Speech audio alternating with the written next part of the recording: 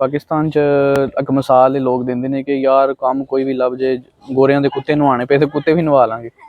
मैं इत्थे बड़ा लभ्या बंदियां नूं, कोई ऐसा बंदा नहीं लब्भा जेह्ड़ा गोरे दे कुत्ते नवा रहा होए। ठीक है, ते एह् दोहरियां मिसालां जेहड़ियां ने गलत मिसालां मशहूर कीतियां ने तुसीं कि जेह्ड़े उत्थे बैठे ने ओह् कहंदे ने ओह् उत्थे गोरियां दे कुत्ते ही नवांदा होएगा ते जेह्ड़े आना चाहंदे ने ओह् आखदे ने कि यार कोई भी कम्म होवे भरावा, भावें कुत्ते नवाण आह्ला होवे, मैं कुत्ते नवा लांगा। लेकिन जदों इत्थे आंदे ना ते कोई कुत्ते नवाण ते दूर दी गल्ल ऐ, सख्त कम्म भी करन ते जेह्ड़े ना इन्हां नूं मसले हुंदे ने।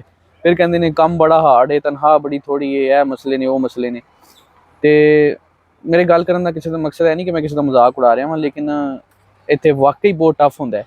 ते जेह्ड़ी कुत्ते नवाण आह्ली जॉब तुसीं आखदे हो ना, ओह लभदी नहीं। ठीक है, क्योंकि ओहदे आस्तै बहुत ज़्यादा सर्टिफिकेशन चाहिदी हुंदी है। कुत्ते नूं हैंडल करना तुहानूं आना चाहिदा है, कुत्ते नूं ट्रीट किस तरह करना है, कुत्ते दे नाल इंसान तो ज़्यादा अच्छा सलूक जे तुहानूं नहीं करना आंदा ते तुसीं ओह कुत्ते नवाण आह्ला कम्म नहीं कर सकदे। ठीक है ना, इहनूं आम कम्म ना समझना कि यार कुत्ते नवा रहा ओहदी बड़ी अच्छी खासी तनखाह हुंदी है। कुत्तियां दे इत्थे बकायदा सैलून हुंदे ने, बकायदा कुत्तियां दे हस्पताल हुंदे ने।